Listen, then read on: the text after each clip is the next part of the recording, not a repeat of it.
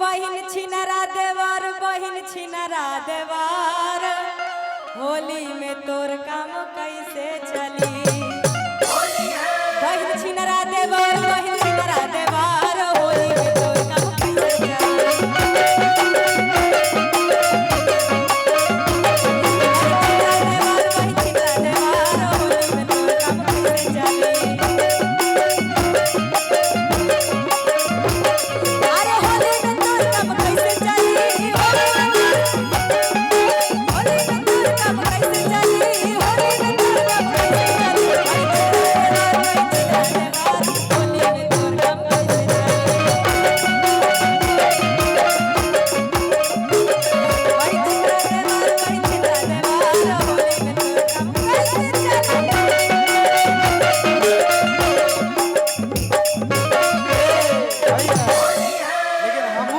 कैसे चलेगा बताएंगे अभी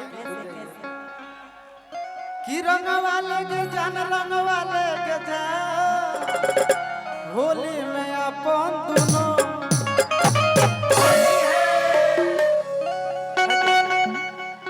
कि रंग वाले के जान रंग वाले के जान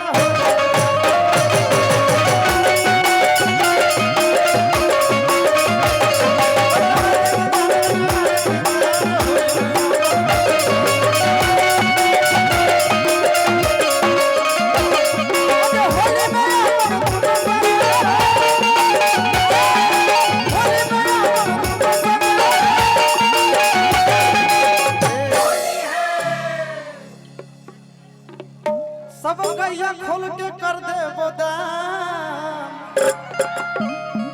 सारा संपत्तियां कर दे बोदान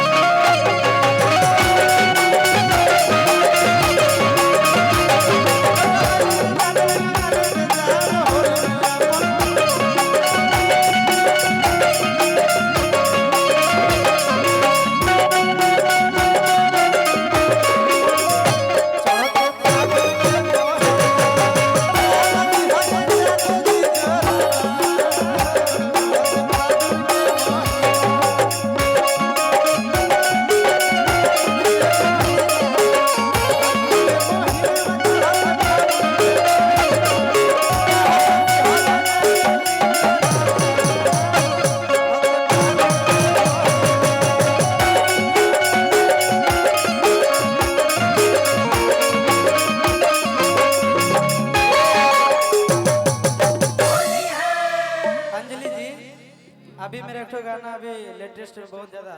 हो रहा है आपको बता